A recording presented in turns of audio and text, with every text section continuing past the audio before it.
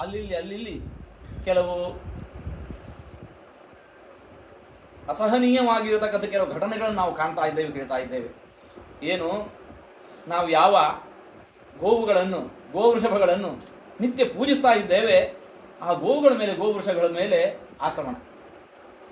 ಅದೂ ಎಲ್ಲಿ? ನಂಜನಗೂಡಿನಲ್ಲಿ ನಂಜುಂಡೇಶ್ವರನ ಸನ್ನಿಧಾನದಲ್ಲಿ ಆಗ್ತಾ ಇದೆ. ಅಲ್ಲಿ ಇಂತಹ ದುರ್ಘಟನೆಗಳು ಮರುಕಳಿಸ್ತಾ ಇದ್ದಾವೆ. ನಾವು ಸರಕಾರಕ್ಕೊಂದಿಷ್ಟು ಕೇಳಿಕೊಂಡಾಯಿತು, ಹೇಳಿ ಆಯಿತು, ದೊರೆತನಕ ದೂರು ಅಂತ ಮಾತಿದೆ. ಆದರೆ ಇಷ್ಟಾದರೂ ಕೂಡ ಇದು ಕಡಿಮೆ ಆಗುವ ಲಕ್ಷಣ ಕಾಣ್ತಾ ಇಲ್ಲ. ಅಲ್ಲಲ್ಲಿ ಕಾಲು ಕಡಿಯೋದು, ಹೊಟ್ಟೆ ಬಗೆಯೋದು, ಕೆಚ್ಚಲನ್ನು ಕತ್ತರಿಸೋದು. ಯಾವ ಹಸುವಿನ ಹಾಲನ್ನು ನಾವು ನಿತ್ಯ ಉಂಡು ಬೆಳೀತಾ ಇದ್ದೇವೆ, ಉಣ್ಬೇಕಾದ್ರೆ ಮೊದಲು ನಮ್ಮಲ್ಲಿ ಗೋವುಗಳಿಗೆ ಗ್ರಾಸ ಕೊಟ್ಟು ಆ ಬಳಿಕ ನಾವು ಉಣ್ಬೇಕಂತ. ಭಗವದ್ಗೀತೆ ಒಂದು ಮಾತು, ತೈರ್ದತ್ತಾನ್ ಅಪ್ರದಾಯ ಏಭ್ಯ ಯೋ ಭುಂಕ್ತೆ ಸ್ಥೇನ ಏವ ಸಹ. ಯಾರು ನಮಗೆ ಏನು ನೀಡ್ತಾರೋ ಪ್ರತಿಯಾಗಿ ಅವರಿಗೆ ಅದನ್ನು ಒಪ್ಪಿಸಿ ಸಮರ್ಪಿಸಿ ಆ ಬಳಿಕ ನಾವು ಉಣ್ಬೇಕಂತೆ. ನಮಗೆ ಬದುಕನ್ನೇ ಕೊಟ್ಟದ್ದು ಗೋವುಗಳು, ಗೋವೃಷಭಗಳು. ಹಾಲು, ಮೊಸರು, ಬೆಣ್ಣೆ, ತುಪ್ಪ, ಕಾಫಿ, ಟೀ, ಪೇಡ, ಏನು ಚಾಕೊಲೇಟ್, ಏನು ಬೇಕು ಎಲ್ಲಕ್ಕೂ ಹಾಲು ಮೂಲ. ಅಮ್ಮನ ಎದೆ ಹಾಲನ್ನು ಉಂಡದ್ದು ಪರಮಾವಧಿ 1 ವರ್ಷ. ಮುಂದೆ ಸಾಯೋ ತನಕ ನಾವು ಉಪಯೋಗಿಸೋದು ಆಕಳ ಹಾಲು, ಮೊಸರು, ಬೆಣ್ಣೆ. ಯಾಕೆ ಗೋವುಗಳು ನಮಗೆ ತಾಯಿ ಅಲ್ಲ? ನಮಗೆಲ್ಲರಿಗೂ ಕೂಡ ತಾಯಿಯ ಸ್ವರೂಪದಲ್ಲಿದ್ದಾವೆ. ಗೋವೃಷಭಗಳಲ್ಲಿ ನಮಗೆ ತಂದೆಯ ಸಮಾನ ಅಂತೆ. ಯಾಕೆ? ಹುಟ್ಟಿಸಿದಾದ ಮಾತ್ರಕ್ಕೆ ಒಬ್ಬ ತಂದೆ ಅನಿಸೋದಲ್ಲ. ಯಾರು ನಮಗೆ ಕಾಲಕ್ಕೆ ಬೇಕಾದ ಅಶನ ವಸನಗಳನ್ನು ನೀಡ್ತಾ ಇದ್ದಾನೆ, ಅವನು ನಮ್ಮ ತಂದೆ. ನಾವುಣ್ಣು ಅನ್ನ, ಅಕ್ಕಿ, ಜೋಳ, ಗೋಧಿ, ಯಾವುದೇ ಧಾನ್ಯಗಳು, ದ್ವಿದಳ ಧಾನ್ಯಗಳು, ಸೊಪ್ಪು ತರಕಾರಿಗಳು, ಗೆಡ್ಡೆ ಗೆಣಸುಗಳು ಎಲ್ಲ ಹುಟ್ಟೋದು ಹೊಲದಲ್ಲಿ. ಹೇಗೆ ಹುಟ್ಟಿತು?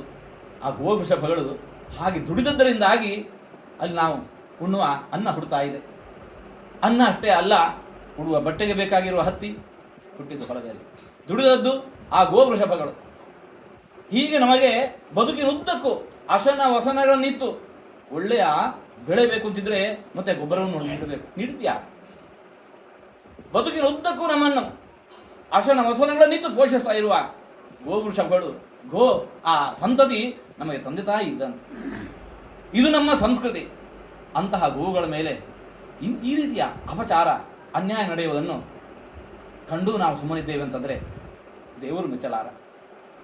ನೀನಾರಿಗಾದೆಯೋ ಎಲೆ ಮಾನವ ಅಂತ ಹೇಳ್ಕೊಂಡು ಗೋವು ಹೇಳೋ ಹೊತ್ತಿಗೆ ಆ ಪುಣ್ಯಕೋಟಿಯ ಮೇಲೆ ನಡೀತಾ ಇರುವ ದೌರ್ಜನ್ಯವನ್ನು ನಾವು ಸಹಿಸಲು ಸಾಧ್ಯ ಆಗ್ತಾ ಇಲ್ಲ. ಆ ನೆಲೆಯಲ್ಲಿ ಇನ್ನೇನು ಮಾಡೋಣ? ದೊರೆತನಕ ದೂರು ಕೊಟ್ಟಾಯಿತು. ಕೊನೆಗೆ ಇನ್ನು ದೇವರನ್ನು ನಾವು ಪ್ರಾರ್ಥಿಸಬೇಕು. ನಾವೆಲ್ಲರೂ ಕೂಡ ನಮ್ಮ ಕ್ಷೇತ್ರದಲ್ಲಿ ನಮ್ಮ ಶಿಷ್ಯವರ್ಗಕ್ಕೆ ಹೇಳೋಣ. ಎಲ್ಲರೂ ಕೂಡ ನಮ್ಮಿಂದ ಹೇಗೆ ಸಾಧ್ಯವೋ ಹಾಗೆ ಒಂದು ವಾರಗಳ ತನಕ ಕಡಿಮೆ ಪಕ್ಷ ವಿಷ್ಣು ಸಹಸ್ರನಾಮ ಪಾರಾಯಣ, ಇಲ್ಲ ಶಿವಪಂಚಾಕ್ಷರ ಮಂತ್ರ ಜಪ ಮಾಡಿಕೊಂಡು ಗೋಪಾಲಕೃಷ್ಣ ಅಂತ ಒಂದು ಕಡೆ ನಾವು ಕೃಷ್ಣನ ಪೂಜಿಸುವಾಗ ಗೋಪಾಲಕೃಷ್ಣ ಅಂತ ಪೂಜಿಸ್ತಾ ಇದ್ದೇವೆ.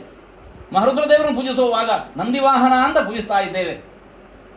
ಹಾಗಾಗಿ ಆ ಗೋವೃಷಭಗಳು ಯಾರಿಗೂ ಹೊರತಲ್ಲ, ಎಲ್ಲರಿಗೂ ಕೂಡ ನಮಗೆ ಮಾತೃದೇವೋಭವ ಪಿತೃದೇವೋಭವ. ಯಾರು ಮನೆಯ ಹೊರಗಿರುವುದು, ಮನೆಯ ಒಳಗಿರುವವರು ಮಾತ್ರ ಅಲ್ಲ, ಮನೆಯ ಹೊರಗಿರುವ ಗೋವೃಷಭಗಳು ಕೂಡ ನಮಗೆ ತಂದೆ ತಾಯಿಯ ಸ್ವರೂಪದಲ್ಲಿದ್ದಾವೆ.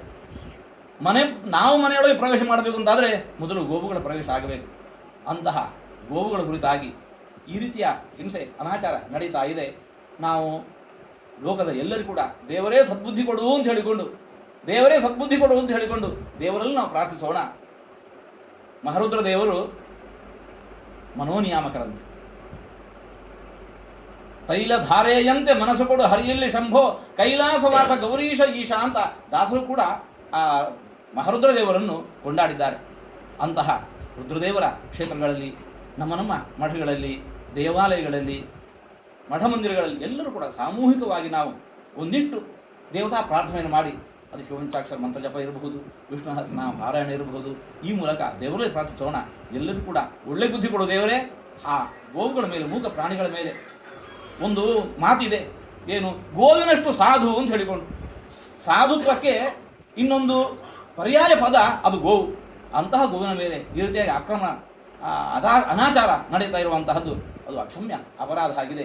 ಭಗವಂತ ಈ ರೀತಿಯಾಗಿ ಲೋಕದಲ್ಲಿ ಅವುಗಳಿಗೆ ಆ ಮೂಕ ವೇದನೆ ನೀಡದಂತೆ ಎಲ್ಲರಿಗೂ ಕೂಡ ಒಳ್ಳೆ ಬುದ್ಧಿ ಕೊಡು ಅಂತ ನಾವು ದೇವರಲ್ಲಿ ಪ್ರಾರ್ಥಿಸೋಣ. ನಾವು ಎಲ್ಲರೂ ಕೂಡ ಇದರಲ್ಲಿ ತೊಡಗಿಕೊಳ್ಳೋಣ. ಎಲ್ಲರಿಗೂ ಭಗವಂತನ ಅನುಗ್ರಹ ಆಗಿ ಎಲ್ಲರಿಗೂ ಉಳಿತಾಯ.